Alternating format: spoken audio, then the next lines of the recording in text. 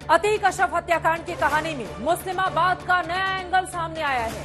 सूत्र बता रहे हैं कि अतीक अहमद जबरन जमीन कब्जा करके उस पर मुस्लिम आबादी बसाना चाहता था। ये बहुत बड़ा खुलासा है ताकि डेमोग्राफी में मुस्लिम बाहुल्य बदलाव करके अपना वोट बैंक वो पक्का कर सके। खबर है कि कब्जा की गई जमीन पर अपने गुर्गों, शूटरों और समर्थकों को बसाने के लिए इस प्लान में गुड्डू मुस्लिम और मोहम्मद मुस्लिम का नाम सामने आ रहा है। सूत्रों के मुताबिक खबर यह है कि गुड्डू मुस्लिम अतीक अहमद के प्लान को एग्जीक्यूट करता था और मोहम्मद मुस्लिम के नाम पर अतीक संपत्तियां खरीदता जाता था। अब प्रयागराज पुलिस इस पूरी साजिश को डिकोड करने की कोशिश में लगी हुई है, लेकिन उसके पहले प्रयागराज पुलिस को अतीक अहमद की बीवी शाइस्ता के साथ ही साथ अतीक अशरफ के उन तीनों शूटर्स के हैंडलर्स को भी ढूंढना जरूरी है जिसके इशारे पर अतीक अशरफ मारे गए। यूपी पुलिस ने अतीक अशरफ के शूटर्स को सीजीएम कोर्ट में पेश किया, जहां से उन तीनों को 4 दिन की पुलिस रिमांड में भेजा गया है। इस बीच पुलिस सूत्रों से खुलासा हुआ है कि इन तीनों ही शूटर्स के पास कोई भी मोबाइल फोन नहीं थे, लिहाजा चौथे हैंडलर की तलाश अब तेज हो गई है। पुलिस को शूटर्स के 40 सीसीटीवी फुटेज मिले हैं, जिनके आधार पर पुलिस ने 100 सवालों की लिस्ट तैयार की है। लेकिन बड़ा सवाल यही है कि क्या पुलिस 4 दिनों के अंदर अतीक अशरफ के शूटर्स से हत्याकांड के राज उगलवा पाएगी?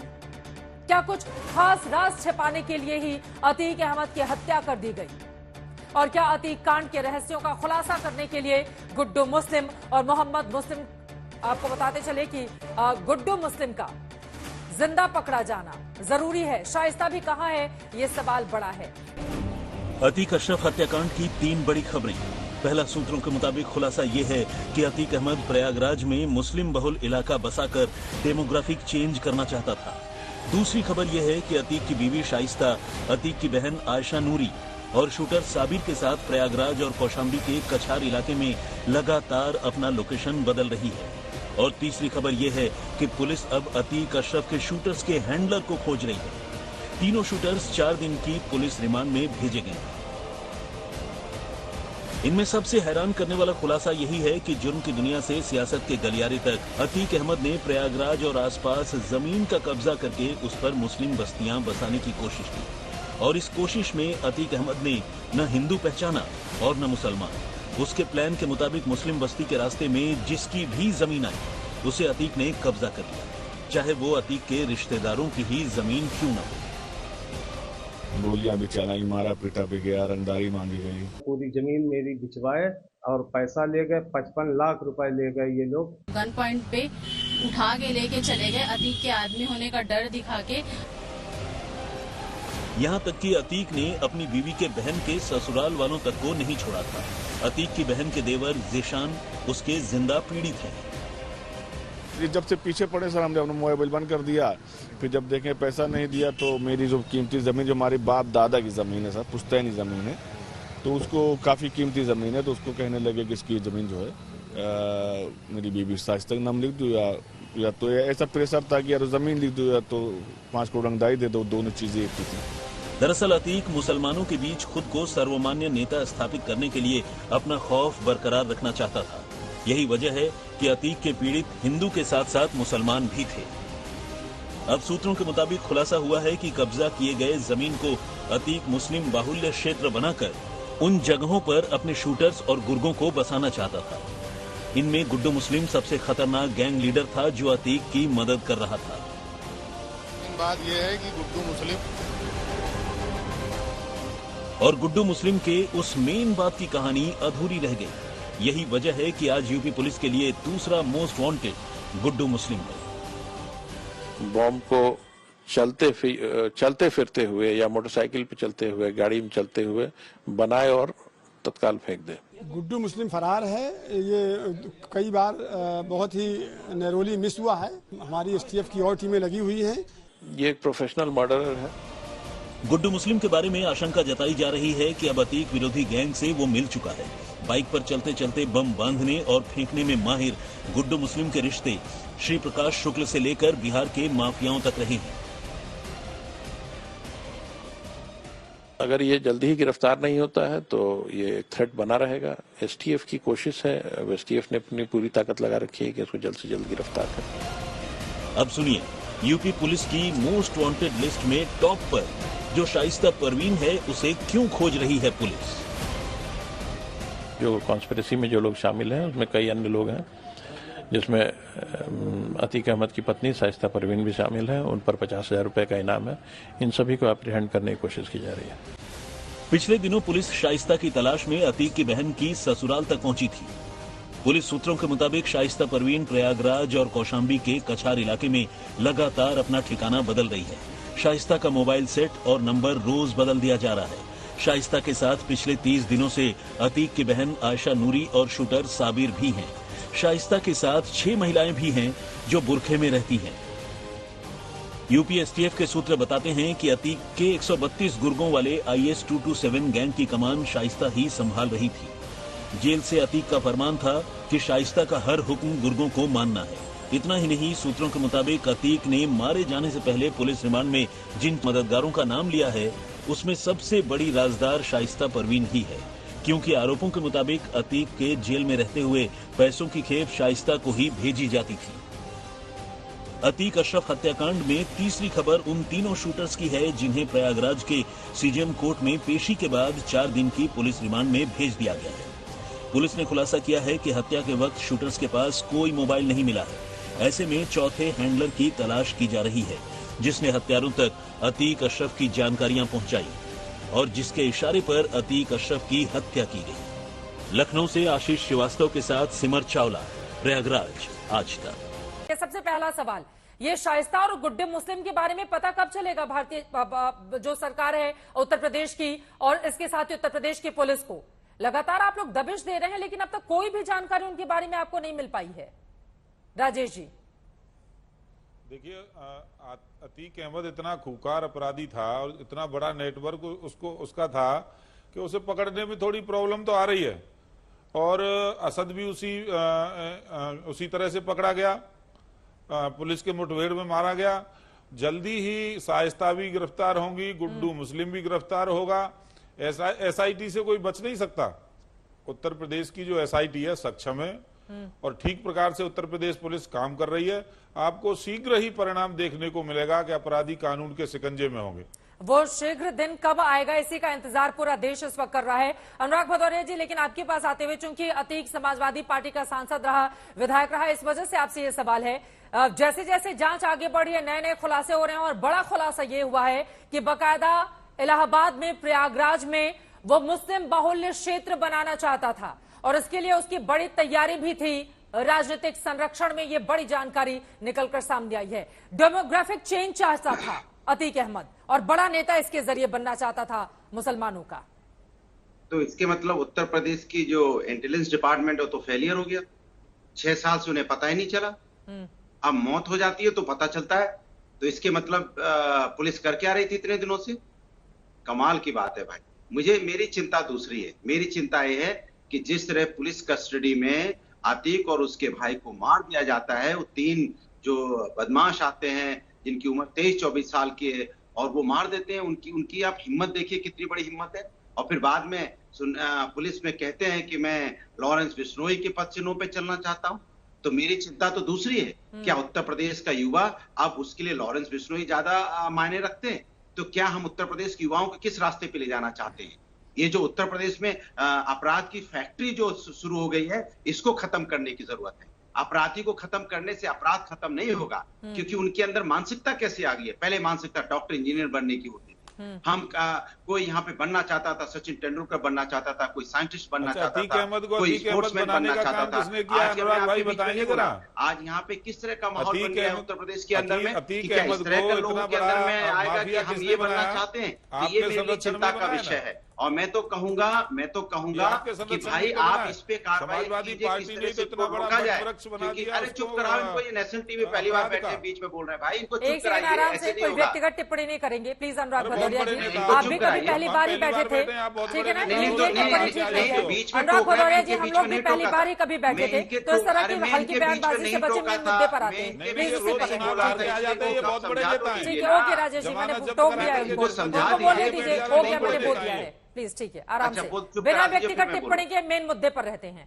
हाँ, तो मैं ये बोलना चाह रहा हूँ कि भाई आज उत्तर प्रदेश की हालत क्या है, क्या जालौन में किस तरह से एक लड़की को सरेआम आके बदमाश मार देते हैं, तो किस तरह पे युवा जा रहा है, किस रास्ते पे जा रहा है। और अभी जिस मुद्दे पर आप डिस्कशन करने के लिए बैठे अनुराग भदौरिया उसी पर रहते हैं ना, देखिए किसका राजनीतिक संरक्षण उसको प्राप्त था, कैसे वो फला फूला, उसके अंदर इतनी हिमाकत और हिम्मत कहां से आ गई कि लगातार वो लोगों की जमीन को ऐंठता रहता था, लोगों को डरा धमकाकर उनकी जमीनों को अपने हिस्से में कर लेता और उसके बाद वहां पर अपने लोगों को बिठाकर बड़ा नेता बनने के लिए पूरी की पूरी कोशिश की जा रही थी, उसी पर रहते हैं। आप इधर उधर मत जाइए। और युवा भटक रहा है क्या, जो अपराधी है वो अपराधी है, युवा क्या, जो 3 लड़के पकड़े गए हैं अपराध की दुनिया में है वो, और उनके खिलाफ कड़ी कार्रवाई होनी चाहिए, ठीक है। आपको इतना दर्द क्यों हो रहा है, बीजेपी बोल रहा था तब तो आप नहीं टोकी थी, मैं बोल रहा हूँ मिस्टर भदौरिया प्लीज ये व्यक्तिगत टिप्पणी करना छोड़ दीजिए। विशाल मिश्रा जी सीधे आपके पास आते हैं। विशाल मिश्रा जी, ये तो बहुत हैरान करने वाला खुलासा है ना कि इलाहाबाद में एक मुस्लिमाबाद वो बसाना चाहता था, डेमोग्राफिक चेंज करके, आखिर वो क्या दर्शाना चाहता था, क्या समझ में आ रहा है इस खबर के सामने आने के बाद। विशाल मिश्रा जी, इसके पीछे की जो सोच है वो सोच यही है कि किसी तरीके से जो उस अपराध तंत्र के जो उसका नेटवर्क था कि उसके लोगों को वहां पर बसाया जाए ताकि एक सपोर्ट बेस भी तैयार हो और कभी समय लगे तो वो लोग एक डिफेंस के रूप में भी एक अपना एक एरिया तैयार रहे। उससे तो ऐसा ही प्रतीत होता है। लेकिन समाजवादी पार्टी से मैं पूछना चाहता हूं, अभी कह रहे थे कि युवा, जरा स्टेटमेंट तो देखिए, इतनी संवेदना एक अपराधी के मारे जाने को लेकर, एक अपराधी के द्वारा घटना को लेकर इस प्रकार की संवेदना व्यक्त करने की क्या हो सकता है। अपराधी अपराधी होता है मान्यवर। आप डॉक्टर, इंजीनियर, युवा, अभी कुछ दिन पहले आपके कुछ दिन पहले हमारे डिबेट पर ही थे। देखिए आप व्यक्तिगत टिप्पणी करेंगे मैं टोकूंगी, आप मेन मुद्दे पर बात करेंगे मैं नहीं टोकूंगी, लेकिन अगर आपको ये लगेगा व्यक्तिगत टिप्पणी करके निकल जाएंगे और मैं नहीं टोकूंगी तो सर आप गलत है। और अगर आप जो सोच रहे हैं वो बिल्कुल सही है तो मैं उस पर नहीं जाती हूँ, मेन मुद्दे पर। देखिए अभी 2-3 दिन पहले, अभी 1-2 दिन पहले जब आप ही के चैनल पर हम लोग डिबेट कर रहे थे तो ये न्यूज आया था कि छोटी मोटी घटनाएं और उसको आप लोग अपराधी और गैंगस्टर बनाने में लगे हैं। हाँ, तो मैं इनसे पूछना चाहता हूं कि ये छोटी मोटी घटना थी, छोटी मोटी घटना आज युवा अरे क्यों नहीं साफ साफ स्वीकार करते हैं कि अपराधी अपराधी होता है।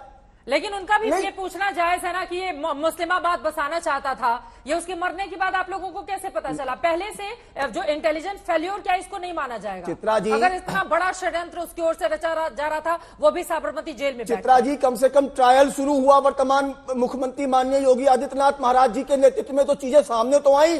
समाजवादी पार्टी से मैं पूछ रहा हूं क्यों नहीं ट्रायल शुरू किया था? बताइए आपने क्यों 100 से अधिक मुकदमे वापस करवा दिए थे?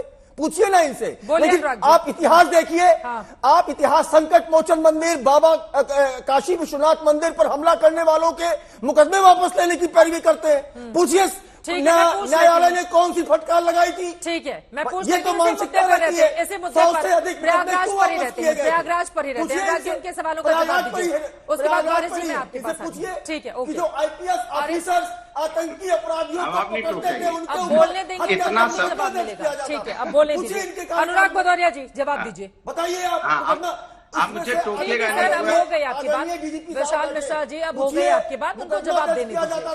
अब उनको जवाब देने दीजिए अनुराग भदौरिया। 100 से अधिक मुकदमे वापस लेते थे। देखिए कमाल का अरे चुप कराइए भाई, ऐसे डिबेट होगी क्या? चित्रा जी, आप मेरे ऊपर इतना बोलते हैं, मैं उठ जाऊं क्या डिबेट से? अब आप बोल रहे, आप उनपे बोल के दिखाइए ना, चीख के दिखाइए। चित्रा जी चीखिए उनके ऊपर में। विशाल जी, अपराध नहीं दिखता था विशाल जी प्लीज। जब कोतवाली में ताला लगवा दिया जाता। विशाल जी फिर तो अब मुझे आपकी भी और अपना दोनों को ऑडियो डाउन करवाना पड़ेगा। विशाल जी थोड़ा सा धैर्य रखें प्लीज। ठीक है, ओके, अब आप नहीं बोलेंगे, उत्तर सुनने का धैर्य भी दिखाइए। विशाल मिश्रा जी बोलिए। अनुराग भदौरिया जी, देखिए कमाल की बात है, सरकार किसकी है? भारतीय जनता पार्टी की। भारतीय जनता पार्टी के समय में उमेश पाल, जब समाजवादी पार्टी की सरकार थी, कोई छू नहीं पाया, और भारतीय जनता पार्टी की सरकार में दिन दहाड़े हत्या कर दी जाती है। दोष किस पे दिया जाता है?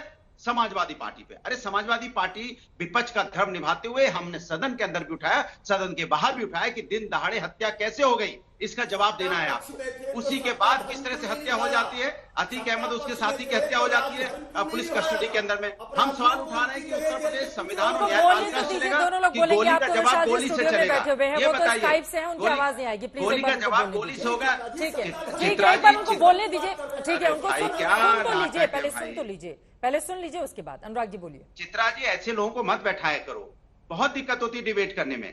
आप मुझ पे चिल्ला सकती है लेकिन उन पे नहीं बोल सकती है। उनको तो आप कह रही है शांत हो जाइए, शांत हो जाइए, शांत होने वाले हैं? ऐसी डिबेट होगी क्या? जब मैं बोलता हूं बीच में आवाज आने लगती है, मैं या तो बीजेपी का बोलने लगता है या आप बोलने लगोगे, तो बताएं कि समाजवादी को फिर बुलाते क्यों आप? देखिए, मैं आपको कह रहा हूं, मैं आप फिर नहीं बोले, मैं आपसे कह रहा हूं कि जिम्मेदारी सरकार की होती है, क्योंकि सत्ता में सरकार है। अब सवाल सरकार से पूछा जाना चाहिए कि पुलिस कस्टडी में मौत कैसे हो जा रही है। क्या न्याय अब रोड पे होगा? एक बदमाश दूसरे बदमाश को मार के न्याय देना चाहता है उत्तर प्रदेश के अंदर में, और उस पे आके हम इनके मंत्री के क्या क्या बयान आते हैं। कोई कहता है ऊपर वाले का न्याय है, कोई कहता है कि भाई जो करता है वो यही भोगा जाता है। क्या इन शब्दों को इस शब्दों को बोल के आप क्या मैसेज देना चाहते हैं समाज के अंदर में?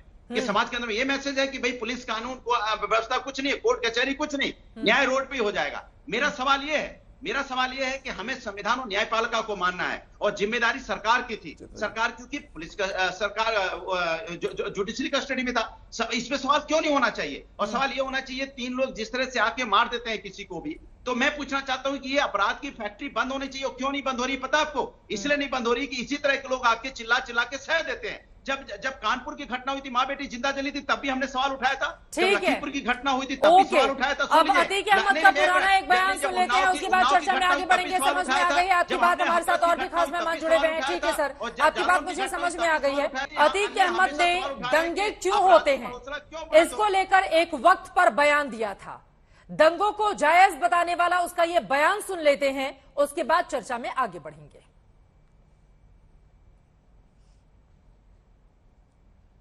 दंगा नहीं होता जब मायावती की सरकार रहती है, भाजपा की सरकार रहती है, तब आप दबके रहते हो अपने घर में।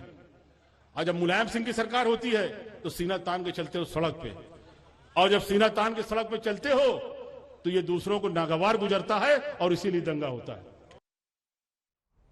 बताइए अनुराग भदौरिया जी, समाजवादी पार्टी की सरकार रहती है तो मुसलमान सीना तान कर चलते हैं, वो मुस्लिम कम्युनिटी को ही उस वक्त संबोधित कर रहे थे, इस वजह से दंगे हो जाते हैं। अतीक अहमद के मेरा सवाल अनुराग भदौरिया जी, अतीक अहमद के बयान पर भी, और इसी वजह से दंगा मुक्त हो चुका है प्रदेश, बोल रहे हैं योगी आदित्यनाथ। नहीं चित्रा जी, मुझे बोलने दीजिए, डिक्टेटरशिप मत अपनाइए। मैं जवाब दे रहा हूं आपको, क्योंकि असली मुद्दों से ध्यान भटकाने का सब ये जाल साथ चल रहा है। अरे इस वीडियो पर बोलिए ना, ध्यान भटकाया जा रहा है। अरे इस असली मुद्दों पे चर्चा न हो जाए, किस तरह से अपराधियों का मन बढ़ा हुआ उत्तर प्रदेश के अंदर, उसमें चर्चा न हो जाए, इसलिए निकाल के दिखाया जा रहा है, ध्यान भटकाया जा रहा है। इससे पता है कि जिस तरह से आप जिससे युवाओं को पैर पे खड़ा नहीं कर पा रहे हो, क्योंकि आप उनको रोजगार नहीं दे पा रहे हो, महंगाई सीमा पे है, लोग उत्तर प्रदेश में परेशान है, पुलिस कस्टडी में लोगों की हत्याएं हो जा रही है। अपनी बात को रखेंगे, ठीक है। अनुराग भदौरिया का कहना है कि युवाओं को रोजगार नहीं मिल रहा है, इस वजह से वो, ठीक है सर, समझ में आ गई। बीजेपी इसका जवाब देगी। बाकी मेहमानों को, विक्रम सिंह भी हमारे साथ हैं और वारिस पठान जी भी हमारे साथ जुड़े हुए हैं, जरा उन लोगों की भी टिप्पणी ले लेती हूं। वारिस पठान जी, आपके पास आते हुए, ये दंगों को ये कहकर जायज बताता हुआ अतीक अहमद कि दंगे इसलिए ज्यादा होते हैं क्योंकि मुसलमान मजबूत हो जाते हैं जब सपा की सरकार आती है। वहीं शाविस्ता परवीन को 2021 में आपकी पार्टी ने ज्वाइन किया था बड़े तामझाम के साथ, और कानपुर कैंट से चुनाव लड़ने का ऐलान भी उसी मंच से कर दिया गया था। तो अपराधियों को जब पार्टी में शाइस्ता के ऊपर उसके पहले भी आरोप लगे थे, उमेश पाल हत्याकांड के पहले भी, जब अपराधियों को या अपराध की फैमिली से आने वाले लोगों को इस तरह से संरक्षित किया जाएगा, पाला जाएगा, पोषा जाएगा और इस तरह से लाइमलाइट में लेकर आया जाएगा, तो यही स्थिति बनेगी। और उसके बाद अगर कार्रवाई हो रही है तो फिर उसको लेकर इतनी बेचैनी क्यों है? वारिस पठान जी। देखिए चित्रा जी, मैं 2-3 बातें रखूंगा। मैं 20 मिनट से खामोशी के साथ सुन रहा था, लिहाजा मुझे आपसे अदबन गुजारिश है कि मुझे बोलने दिया जाए। बोलिए। बात नंबर 1, तो भी मैं देख रहा था कि आप ये बता रहे थे कि अतीक अहमद यूपी के अंदर पूरा मुस्लिम बस्ती बसा देना चाहता था, ये कर रहा था, वो कर रहा था। तो मैं पूछना चाहूंगा, सेंट्रल के अंदर बीजेपी की सरकार है, उत्तर प्रदेश के अंदर बीजेपी की सरकार है, तो अगर ये कर रहा था तो क्या सरकार सो रही थी इतने टाइम से कि उसके मरने के बाद ही याद आया सरकार को क्या एक्शन लेना है? आपने कुछ स्पीच दिखाई जिसके अंदर वो बोल रहे हैं कि इसलिए दंगे होते हैं वो होते हैं, तो उत्तर प्रदेश में बीजेपी की सरकार है तो सरकार ने उन पे केस क्यों नहीं बुक किया? अगर हेट स्पीच लगता है किसी को तो केस बुक करते। मगर इसीलिए मैं रोज बोल रहा हूं कि बीजेपी की सरकार उत्तर प्रदेश में लॉ एंड ऑर्डर मेंटेन करने में पूरी तरह से फेल हो चुकी है। कायदा कानून व्यस्त हो चुका है, कायदे कानून का कत्ल हो चुका है। बात नंबर 3, आपने कहा कि हमने शाइस्ता परवीन को टिकट दे दिया। नहीं, हमने उनको मेंबरशिप दिया था, टिकट नहीं दिया था, लेकिन बीजेपी ने जरूर दिया है। बीजेपी में एक टेरर एक्यूज थी साध्वी प्रज्ञा सिंह ठाकुर, जिसके ऊपर टेरर का चार्ज था, उसको टिकट भी दिया और उसको मेंबर ऑफ पार्लियामेंट भी बनाया। सुनिए सुनिए, मैं बोल दूंगा उसके बाद आपकी सुनूंगा। कैंट से वो लड़ेंगी, ये ऐलान किया गया था उसी मंच से। मैं बस इतना कहना चाह रही हूँ, ठीक है, ये ऐलान हुआ था जिस दिन शामिल हुई। शाइस्ता के ऊपर ना कोई केस था, ना सुनिए ना उन पे उस वक्त कोई केस था, ना टेरर चार्जेस थे, ना कुछ थे। हाँ, हमारी पार्टी के अंदर वो आए थे, मेंबर बने थे, बस इससे ज्यादा कुछ नहीं। लेकिन साध्वी प्रज्ञा सिंह ठाकुर तो टेरर एक्यूज थी, बॉम्ब ब्लास्ट का उनके ऊपर चार्ज था, उनकी मोटरसाइकिल जो इस्तेमाल हुई थी उससे लोगों की जानें चले गई थी, उसको तो बीजेपी ने टिकट दे दिया, मेंबर ऑफ पार्लियामेंट बना दिया। बात नंबर 2, भाई साहब बीच में नहीं बोलना, मैं खामोश बना था, तुम्हारे लिए नहीं बोला था। कौन बोला ये बीच में? आराम से वारिस पठान जी नेशनल चैनल पे बैठे हुए हैं, गली मोहल्ले का झगड़ा नहीं हो रहा है, आराम से थोड़ा सा वारिस जी, ठीक है? वो नेशनल चैनल पे थोड़ा तमीज सिखाना पड़ेगा मुझे लोगों को, बैठ के लगता है मुझे अभी। तरीका ठीक मैं तो 20 मिनट से खामोशी के साथ सुन रहा था। ये तरीका ठीक नहीं है, आराम से हम अपनी बात कह सकते हैं। ये धमकी देने वाला अंदाज तो यहाँ नहीं चलेगा। प्लीज आराम से राजेश जी, राजेश जी आ रही हूँ आपके पास, उनको बोल लेने दीजिए, फिर लौट रही हूँ। राजेश चौधरी जी, मैं लौट रही हूँ आपके पास, एक एक करके अपनी बात रखेंगे, उनको बोल लेने दीजिए। लेकिन प्लीज वारिस पठान जी, ये अंदाज कहीं और दिखाइएगा, नेशनल टीवी पर बैठकर ये तरीका बिल्कुल ठीक नहीं है, अपनी बात को आगे बढ़ाइए। नहीं, तो मेरे को भी कोई अंदाज फालतू करेंगे। प्लीज राजेश जी, दोनों लोग बोलेंगे, समझ में नहीं आएगा ना, ये धमकी देने की जगह नहीं है। प्लीज ये तरीका ठीक नहीं है, ये तरीका ठीक नहीं है। प्लीज राजेश जी आप अपनी बारी में बोलिए, वारिस पठान जी अपनी बात को पूरी कीजिए। अब अगर आप दोनों लोग एक दूसरे के बीच में बोलेंगे, मैं दोनों का ऑडियो डाउन कर दूंगी। प्लीज राजेश जी अपनी बारी में बोलिए, वारिस पठान जी अपनी बात को आगे बढ़ाइए। बात नंबर 2, चित्रा जी, बिल्किस बानो के बलात्कारी जब जमानत के ऊपर रिहा होकर बाहर आते हैं, उनको हार फूल तो पिनाया जाता, मिठाई तो खिला दीजिए, बाद में उनको टिकट देकर गुजरात की असेंबली में किसने भेजा? बीजेपी ने भेजा। तो बीजेपी तो ये बोलना छोड़ ही दे कि भाई इसको टिकट दिया, उसको टिकट दिया। आज भी अगर उत्तर प्रदेश के अंदर आप देख लेंगे, असेंबली के अंदर कितने सारे विधायक है, मेरे पास तो लिस्ट है जिनके ऊपर सैकड़ों केसेस है, मुकदमे। अगर सबके खिलाफ बात करने लगे, एक्शन लेने लगे, तो आधा उत्तर प्रदेश का असेंबली तो ऐसा ही खाली हो जाएगा। मगर यह बोलना किसको नहीं है? योगी जी संविधान की शपथ लेकर उत्तर प्रदेश के मुख्यमंत्री तो बन जाते हैं, मगर आके असेंबली में बोलते हैं ठोक डालूंगा, उसके बाद बोलते मिट्टी में मिला देंगे, जिसका नतीजा आप हमने तमाम ने देखा क्या हो रहा है। सुप्रीम कोर्ट के वरिष्ठ वकीलों का कहना है कि ये स्टेट स्पॉन्सर्ड किलिंग है, स्टेट स्पॉन्सर्ड किलिंग है जो उत्तर प्रदेश के अंदर हुआ अतीक अहमद का। और उसका पुलिस प्रशासन क्या कर रहा था? क्यों एक भी गोली नहीं मारी वहां पे जो उसको डिजार्म करने के लिए? डिजार्म करने के लिए तो पुलिस गोली मार सकती है ना, बंदूक आपके हाथ में क्यों दी गई है? ताकि अगर कोई बंदूक चला रहा है आप उसको डिजार्म करो। पुलिस डिजार्म नहीं करती उनको पकड़ के सीधा 4 दिन तो पहले भेज दिया था जुडिशियल कस्टडी में, अब पुलिस कस्टडी की मांग की जाती है। अब ये तो बात तो बिल्कुल बात निकलेगी तो दूर तक जाएगी। राज तो है, राज गहरा, ये तो मालूम करना है 3 लड़के कौन थे, कहां से अलग अलग तरीके से आए और किसने इनको रेडिकलाइज किया, कौन से मदरसे से रेडिकलाइज होकर आए थे, ये भी तो इंक्वायरी करना है ना। हम तो चाहते हैं कि रेडिकलाइजेशन बंद हो, चाहे किसी भी समुदाय का हो, रेडिकलाइजेशन को बंद करना चाहिए। पिस्टल कहां से ला? इतनी महंगा पिस्टल जो इंडिया के अंदर बैंड है, मगर इनके पास तो अवेलेबल था। चिट्ठी का क्या गहरा राज है? कौन बचाना चाहता था अपने आप को अतीक अहमद के जरिए, जिसने उसका कत्ल कर दिया। उत्तर प्रदेश के अंदर कानून व्यवस्था आज भी ठप है। 2 दिन पहले एक दलित लड़की का कत्ल कर दिया गया रास्ते के ऊपर, बेल पे आकर महिला के साथ बलात्कार करने वालों ने उसी के बच्चे को फिर से जला दिया लाकर। वकील जो अतीक अहमद के वकील थे, उनके घर के बाहर कर उन्होंने बयान दिया कि बम मारा गया, उनकी आवाज को रोका जा रहा है। तो कौन है सारे षड्यंत्र के पीछे? इसकी तो जवाबदारी सरकार की बनती है ना। ठीक है, विक्रम सिंह जी हमारे साथ फॉर्मर डीजीपी उत्तर प्रदेश के जुड़े हुए हैं। विक्रम जी आपके पास आते हुए, चूंकि सबसे बड़ा सवाल यही है कि हैंडलर कौन है। 3 अपराधियों का लड़कों का चेहरा तो देश के सामने है, लेकिन तीनों को जोड़ने वाला शख्स कौन है? सुपारी किसने दी? इतने महंगे हथियार किसने खरीद कर दिए? क्या ये 4 दिनों की जो रिमांड मिली है, इसके जरिए कुछ ठोस निकलकर सामने आ पाएगा, इस बात की उम्मीद की जाए? विक्रम सिंह जी। चित्रा जी, बिल्कुल आएगा, क्योंकि ये बड़ा महत्वपूर्ण सवाल आपने प्रस्तुत किया है। ये 3 लड़के जो बीपीएल के हैं, बिलो पॉवर्टी लाइन, और इनका कोई रहन सहन में ऐसा संकेत नहीं था कि 10 लाख की पिस्टल जिगाना इनके पास आए, 500 रुपए के एक कारतूस आए, और जो इनका प्रशिक्षण दिखाई पड़ रहा था, जिसको हम कहते हैं बैटल क्राउच, और रिकॉयल को एब्जॉर्ब करने की नीयत से जिस तरीके से घुटना मोड़ करके फायरिंग की, 5 सेकंड में 21 गोली, और बॉडी के वाइटल पार्ट्स के ऊपर, ऐसा तो स्नाइपर भी शायद उतना खूब से फायरिंग न कर सके जितना कि इन 3 लड़कों ने किया। और जो ट्रेनिंग की, जमीन पे गिर के सरेंडर सरेंडर सरेंडर चिल्लाने लगे। तो ये तो जवाब हो गया कि पुलिस ने शायद इसीलिए फायर नहीं किया। लेकिन इन 3 की ट्रेनिंग कहां से हुई? जिनके पास खाने को पैसा नहीं, प्रयागराज में आके होटल में रुकना, 30 लाख के हथियार, नकली अपना आइडेंटिटी कार्ड और प्रेस कार्ड बनवाना, मोटरसाइकिल की व्यवस्था करना, ये सब हवा में नहीं आया। अब जैसे कहे आपने, पता कैसे लगेगा?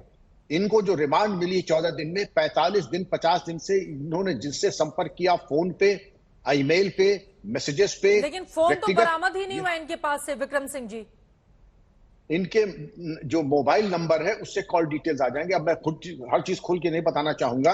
इनके मोबाइल नंबर से सारे कॉल डिटेल्स मिल जाएंगे। कॉल डिटेल्स जब मिल जाते हैं तो एसएमएस भी मिल जाता है, बाकी चीजें भी मिल जाती हैं। फोन भले ही मिल ना मिले, लेकिन सिम नंबर और मोबाइल नंबर के माध्यम से ऐसा लड़का ढूंढना मुश्किल है जिसके 2-2 मोबाइल नंबर ना हो। और इन मोबाइल नंबर से आपके खुलासे की चाबी नंबर 1, चाबी नंबर 2, चित्रा जी, जब इनको अलग अलग पूछेंगे इनका मूवमेंट, इनके मूवमेंट के आधार पर आप देखेंगे कि पहले अलग अलग इंट्रोगेट, उसके बाद कस्टोडियल इंट्रोगेशन आमने सामने। आपने कहा था कि आप अंबाला गए थे और आपने कहा था कि आप बटाला गए थे। अब ये बताइए कौन कहां गया था? और इसमें जिसके हाथ में रिमोट है, जिस शातिर दिमाग से इन 3 लड़कों को ट्रेन किया गया, हथियार उपलब्ध कराए गए, और जिस तरीके से मोडस ऑपरेंडाई उनको रकी करने की सुविधा दी गई, ये जाहिर है कि जिसके हाथ में रिमोट कंट्रोल है वो इससे भी ज्यादा शातिर दिमाग का आदमी है। और खजाने की चाबी, अतीक के खजाने की, उसी रिमोट कंट्रोल वाले के हाथ में है। विक्रम सिंह जी, डीजीपी रहते हुए आपने बहुत सारे इस तरह के अपराधियों के मामलों को हैंडल किया होगा। जब इस तरह का केस आपके सामने आता था तो कौन कौन से वो सवाल थे जिनका जवाब तलाशना सबसे पहले जरूरी हो जाता था? और पहली नजर में अगर आप देखेंगे तो कि ये क्या समझ में आता है? क्या अतीक अहमद का पुराने किसी अपने ही साथी से किसी तरह का विवाद था, इस वजह से इस हत्याकांड को अंजाम दिया गया, या राजनीतिक साजिश है, जैसा कि आरोप चारों तरफ से लगाए जा रहे हैं? अलग अलग बयान इसको लेकर सामने आए हैं। एक तरफ अफजाल अंसारी भी राजनीतिक षड्यंत्र की ओर इशारा कर रहे हैं, तो दूसरी तरफ गिरिराज सिंह इस मसले पर समाजवादी पार्टी को घेर रहे हैं।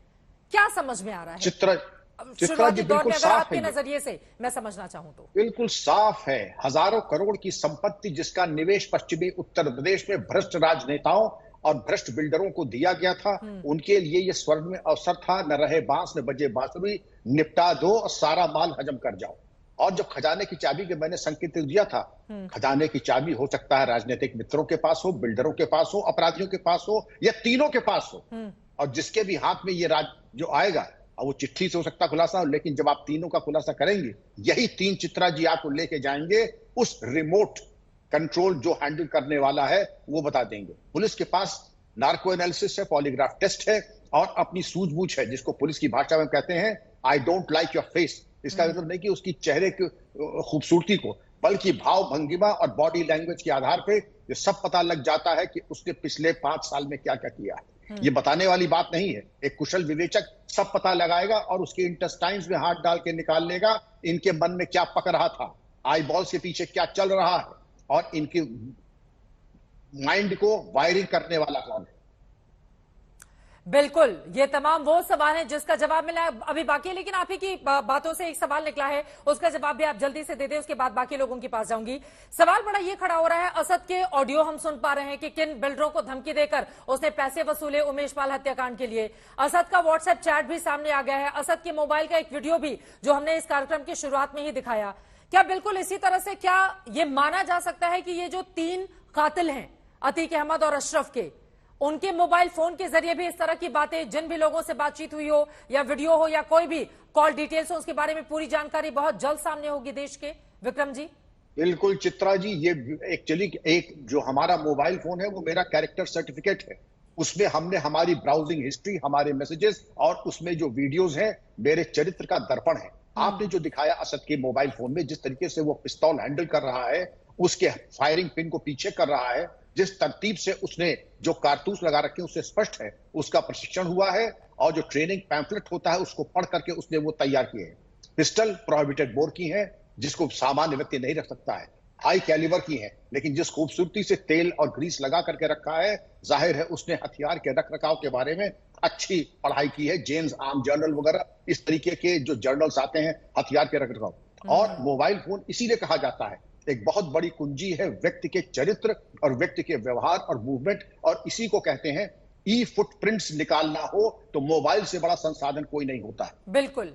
और सच क्या है अतीक अशरफ की हत्या के पीछे का, यह सच सामने आना ही चाहिए ताकि कम से कम पता चल सके कि आखिर 2 कातिलों को मारने के बाद ये जो 3 कातिल पैदा हो गए हैं, इनका हैंडलर कौन है। पूरे देश को इस सच का जवाब चाहिए। अजय जी, सीधे आपके पास आते हुए, लेकिन बार बार वही सवाल पूछा जा रहा है, आपकी पुलिस के हाथ खाली के खाली हैं। 4 दिनों की रिमांड आज मिली है, वही दूसरी तरफ शाइस्ता परवीन के बारे में कोई जानकारी नहीं है। कई ऐसे सुलझे सवाल हैं जिसको यहां पर तमाम गेस्ट भी खड़े कर रहे थे कि अगर वो मुस्लिमाबाद इलाहाबाद को प्रयागराज को बना रहा था तो आपकी पुलिस को खबर ही नहीं थी। तो यहां पर तो बहुत सारे सवाल उत्तर प्रदेश की सरकार और पुलिस को लेकर खड़े हो रहे हैं जो जायज भी हैं। राजेश जी, देखिए, अतीक अहमद को अतीक अहमद बनाने वाली समाजवादी पार्टी है। अनेक बार उसको विधायक बनाया, सांसद बनाया, और उसके अपराध में साथ निभाने का काम, संरक्षण देने का काम यदि किसी ने किया तो समाजवादी पार्टी ने किया। विक्रम सिंह जी कई सारे प्रश्न उठा रहे थे, एक प्रश्न उसमें यह भी उठता है कि उनको संरक्षण दे करके इतना पैसा उन्होंने कमाया, और जब वो कोर्ट के सामने ट्रायल हो रहा था, पहली बार उसका ट्रायल शुरू हुआ, एक केस में उसको सजा हो गई, उसकी रिमांड मिली। जैसे ही रिमांड शुरू हुई और वो अपना मुंह खोलना शुरू कर देता तो मुझे लगता है बहुत सारे जो संरक्षणदाता राजनीतिक लोग थे उनके चेहरे बेनकाब होने वाले थे, इसलिए उसकी हत्या करा दी गई हो। गिरिराज सिंह जी जो कह रहे हैं, मैं उस बात से पूरी तरह सहमत हूं। मुझको लगता है कि संरक्षणदाताओं ने जो उसकी काली कमाई को हजम करना चाहते थे, जैसा विक्रम सिंह जी कह रहे हैं, वही इस पूरे केस में शामिल लेने के लिए इसकी जांच हो रही है। न्यायिक आयोग जांच कर रहा है, एसआईटी जांच कर रही है, दूध का दूध पानी का पानी उत्तर प्रदेश सरकार करेगी। और दूसरी बात कहूंगा मैं, असद उसका बेटा था, उमेश पर गोली चलाते हुए पूरी दुनिया ने देखा उसको, किस तरह से वो गोलियां चला रहा था और किस तरह ट्रेंड होकर के आया था। वो पुलिस के साथ मुठभेड़ में मारा गया, और मुठभेड़ होने के 10 मिनट के अंदर अखिलेश यादव जी का ट्वीट आता है कि ये मुठभेड़ फर्जी है। मैं ये जानना चाहता हूं, देश ये जानना चाहता है कि कौन सी सैटेलाइट अखिलेश यादव जी के मकान पर लगी हुई है जो ये देख रही थी कि ये फर्जी मुठभेड़ है। और यदि आपके पास वो सैटेलाइट लगी हुई है तो 2 दिन पहले आदित्य राणा भी मारा गया था पुलिस मुठभेड़ में, वो भी अपराधी था, वो भी इनामी था, उसका भी ट्वीट कर देते हैं। आपको केवल मुस्लिम तुष्टीकरण की नीति अपनानी है, आपको केवल मुसलमानों के वोट हासिल करने, तो ये पुलिस मुस्लिम कॉलोनी बना रहा था, मारे जा रहे राजेश चौधरी जी, ये जांच का विषय है। गुनहगारों को उनके अंजाम तक पहुंचाने के लिए न्याय व्यवस्था है ना। ये क्या है कि मुठभेड़ में 2 दिन पहले वो मार गिराया गया, उसके बाद ये मार गिराया गया, उसके बाद किसी और का नंबर होगा। इसको लेकर आप अपनी पीठ कैसे थपथपा सकते हैं? फिर न्याय व्यवस्था, न्यायालय का क्या काम है? उत्तर प्रदेश पुलिस उन्हें गिरफ्तार करने का प्रयास करती है। पुलिस पे कोई गोली चलाएगा तो उसके लिए माला थोड़ा ना फैलाएंगे। बोला तो समय तो दीजिए ना। किस लिए होते हैं पुलिस के पास? इसीलिए होते हैं कोई अपराधी अपराध कर रहा है और पुलिस पे गोलियां चला रहा है तो गोली का जवाब तो उत्तर प्रदेश पुलिस गोली से ही देगी, लड्डू खिला के थोड़ा ना देगी। बोलिए अनुराग भदौरिया जी, गोली का जवाब वो बोल रहे हैं गोली से ही देगी ना, गोली से तो देनी जाएगी नहीं। ठीक है, हरे कुर्ते वाले ही तो अपराधी हैं। ठीक है राजेश, अब रंगों पर नहीं जाते हैं, प्रवचन करने वाले रंगों पर नहीं जाते हैं। जवाब सुनिए प्लीज राजेश चौधरी जी, लगातार जवाब सुनिए राजेश जी प्लीज। अनुराग भदौरिया जी, गोली का जवाब गोली से ही, बोली से नहीं। हाँ देखिए, भारतीय जनता पार्टी ने पूरी तरह से साफ साफ कह दिया कि कानून व्यवस्था संभालना मेरे बस की बात नहीं है। यही बोला ना उन्होंने कि शायद मरवा दिया हो, इसके मतलब यहाँ कोई किसी को मार सकता है, कोई दिक्कत नहीं है। अगर पुलिस कस्टडी में है तो भी आपकी हत्या हो सकती है, और पुलिस सुरक्षा मिली है तो भी आपकी हत्या हो सकती है, क्योंकि यहाँ पे अपराधी बेलगाम है, बेखौफ है, बड़ी आराम से मार सकते हैं। यही तो कहना चाह रहे हैं ना कि मरवा दे, माने कोई किसी को मार सकता है। तो आप उत्तर प्रदेश को क्या बनाना चाहते हो? क्या यही उत्तर प्रदेश बनाना चाहते थे? राजेश जी, आपकी आवाज नहीं आ रही है, अनुराग जी को बोलने दीजिए, उसके बाद में आपका ऑडियो अप करूंगी। दोनों लोग बोलेंगे, समझ में नहीं आएगा ना राजेश जी। अनुराग जी की बात हो जाएगी, आपकी आवाज नहीं आ रही ऑन एयर। बोलिए अनुराग। नहीं, आप चाहते रोडों पे गोलियां चले? ये उत्तर प्रदेश की परिकल्पना हमने नहीं कही थी कि हमारा उत्तर प्रदेश का युवा ये सोचेगा कि हम लॉरेंस बिश्नोई बनना चाहते हैं। इसीलिए मैं सरकार से कहना चाहता हूं, सरकार अपनी जिम्मेदारी को समझिए। हम तो अपनी विपक्ष की जिम्मेदारी निभा रहे हैं। अगर उमेश पाल की घटना हुई तो हमने सदन और सदन के बाहर आपको चिताया। अगर कोई घटना होती है, चाहे वो जालौन की घटना हो, तब भी आपको चिताते हैं, आप मानते नहीं हो। अगर हमने बोला था कि आप सदन के अंदर में आपराधिक मुकदमे वापस मत कीजिए, लेकिन आपने आपराधिक मुकदमे वापस किए नेताओं पे, जिसकी वजह से आज अपराधियों के मन में ये जाता है कि अगर हम कुछ भी घटना करेंगे तो मेरे आपराधिक मुकदमे वापस हो जाएंगे। ये चिंता का विषय है। तब भी हम लोगों ने टोका था। हमने तब भी टोका था जब हाथरस की घटना हुई थी, आप सजा दीजिए इनको, जो लोग जिम्मेदार हैं। हमने तब भी टोका था कि जिस तरह की घटना हो रही है लखीमपुर खीरी में, आखिर हिम्मत कैसे आई है, इस पे आपको कड़ी कार्रवाई करनी चाहिए, आपको बुलडोजर का इस्तेमाल करना चाहिए। तब भी आपने नहीं सुना। एक ही टॉपिक पे रहते हैं, इधर उधर भटक जाएंगे ना तो फिर समझ में नहीं आएगा कि किस पर डिस्कशन करने के लिए बैठे। मैं आपके पास विशाल जी आऊंगी, एक बार वारिस पठान जी की बात हो जाए पहले। ठीक है अनुराग जी, वारिस पठान जी। देखिए चित्रा जी, अभी हम सुन रहे थे कि बीजेपी के प्रवक्ता ने यह कहा कि गोली का जवाब तो गोली से ही दिया जाएगा। मतलब ये तो वायलेंस चाहते हैं। मैं तो चाहूंगा सुप्रीम कोर्ट इस बात का सो मोटो एक्शन लेना चाहिए। तो फिर कोर्ट कचहरी कानून सबका क्या करेंगे हम? बंद कर दीजिए कोर्ट कचहरी कानून को, लॉ एंड ऑर्डर का सबका खत्म कर दीजिए ना। वकीलों को घर भेज दीजिए, जजों को घर भेज दीजिए। अरे वो पुलिस वालों पर गोलियां चलाएगा तो पुलिस वाले क्या मेरा आवाज आ रहा है चित्रा जी आपको? उस समय बोलने जाएंगे वो ये बातें कह रहे थे। वारिस पठान जी ट्विस्ट नहीं देते हैं मामले को। अब मेरी आवाज आई क्या आपको वारिस जी? हेलो, मेरी आवाज आ रही है? मेरा आवाज आ रहा है चित्रा जी? हाँ, आपकी आवाज मिल रही है, आवाज आ रही है। हाँ, अभी आपकी आवाज मुझे आई चित्रा। वो कह रहे हैं पुलिस वालों पर आपराधिक गोलियां बरसाएंगे तो पुलिस वाले क्या करेंगे? और उमेश पाल हत्याकांड में भी तो 2 पुलिसकर्मियों की जान गई थी ना, 3 साल से कम उम्र की थी। पुलिस को गन क्यों दिया गया? सुनिए, अतीक अहमद ने सुप्रीम कोर्ट में याचिका दाखिल की थी कि मेरी जान को खतरा है, मुझे एडिकेट सिक्योरिटी प्रोवाइड करी जाए। सुप्रीम कोर्ट ने जब स्टेट गवर्नमेंट से पूछा, स्टेट गवर्नमेंट ने कहा कि नहीं, हम इसको एडिकेट सिक्योरिटी देंगे, इनकी जान को कोई खतरा नहीं है। इतना होने के बाद अतीक अहमद को जब 3 दिन पहले कोर्ट में लाया गया था, उसके ऊपर किसी ने बोतल से हमला किया था।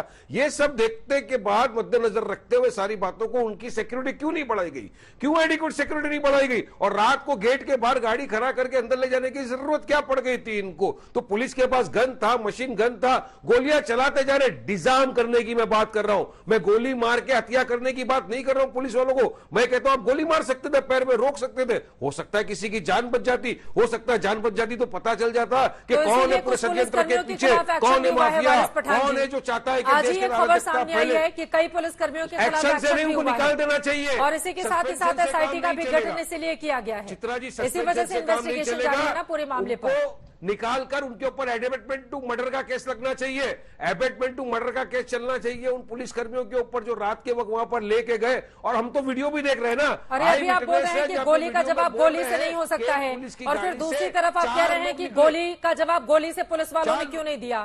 फिर ये दोहरा बयान क्यों? पैर पे गोली मारना चाहिए। मैं रूल ऑफ लॉ की बात कर रहा हूं, मैं रूल ऑफ लॉ की बात कर रहा हूं, रूल ऑफ गन की बात नहीं कर रहा। पुलिस को बंदूक क्यों दिया है? फिर पुलिस को बंदूक दिया है, पैर पे आप गोली मार सकते हो सामने वाले को डिजार्म करने के लिए। वरिष्ठ पुलिस ऑफिसर बैठे हुए आपके चैनल पे, उनको आप पूछ सकते हो। अगर कोई गोली मारा तो पहले हवा में फायर करो, फिर पैर पे फायर करो, और उसके बाद जान पे आ गई तो मारो। लेकिन विक्रम सिंह जी, आप इसका जवाब दे दीजिए। देखिए, पुलिस कानून से चलती है और कानून वारिस पठान साहब मुझसे ज्यादा जानते हैं। राइट ऑफ प्राइवेट डिफेंस धारा 96 से लेकर धारा 106 इंडियन पीनल कोड, वो तब तक है जब तक हम अपनी या किसी अन्य की जान और माल बचाने के लिए न्यूनतम बल प्रयोग करेंगे, न्यूनतम।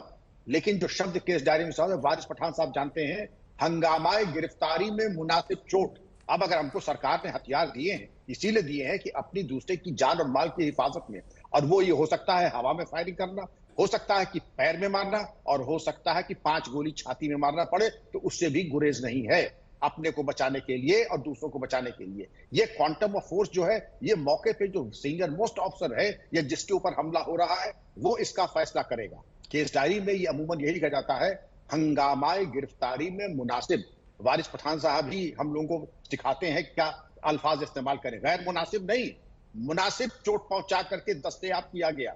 अब इतनी होशियारी की हमको तो आती नहीं कि मुनासिब और क्या होता है गैर मुनासिब, लेकिन चूंकि मुनासिब चोट इतना अच्छा लफ्ज कोई हो नहीं सकता। की इजाजत देता है विशाल जी, एक क्लोजिंग कमेंट जल्दी से। बस क्या ये माना जा सकता है कि जो भी हत्यारा होगा, जो हैंडलर होगा इन तीनों कातिलों का, वो उसका सच सामने आएगा देश का, देश के भीतर? चित्रा जी, बिल्कुल जिस तरीके से उत्तर प्रदेश में कानून और व्यवस्था का राज कायम हुआ है, संगठित अपराध दम तोड़ रहा है, सच सामने आएगा बिल्कुल नीर चीर के साथ। और दूसरी बात, मैं एक सवाल पूछना चाहता हूं कि यही बार बार ये कह के कि पुलिस ने ये क्यों नहीं किया, पुलिस ने वो क्यों नहीं किया, तो जितने लोग संवेदना रखते हैं मैं उनसे पूछना चाहता हूं कि वो भी एक बार सवाल पूछ लें कि जब 2005 में राजू पाल की घटना हुई थी तब यहाँ तो 40 सेकंड की बात की जा रही है, 40 मिनट या 1 घंटे तक तब भी तो पुलिस नहीं आई थी। तब क्या सवाल नहीं बनता है? बार बार पुलिस को दोष देना, और जो 13 पुलिसकर्मी उत्तर प्रदेश में मारे जा चुके हैं और लगभग 1047 घायल हुए हैं, उनकी बात नहीं की जाएगी। पुलिसकर्मी का अपना मानवाधिकार नहीं होता? और जो 5096 अपराधी जेल की सलाखों के पीछे आए हैं, वो क्या जो है आंकड़े गलत हैं? और एक बात और, बात क्या है चित्रा जी कि जिन्होंने तुष्टीकरण के उद्देश्य की पूर्ति के लिए ये सारी चीजों को, अपराधियों को पुष्पित पल्लवित किया है, मैं बार बार उनसे ये सवाल कहता हूं कि आप आने वाली जनरेशन को कौन सा लेसन देना चाहते हैं? अपराधी को अपराधी कहना स्वीकार कीजिए, वहां पे धर्म लाना, वहां पे जाति लाना, वहां पे वर्ग लाना, इस प्रश्न से देखना बंद कर दीजिए।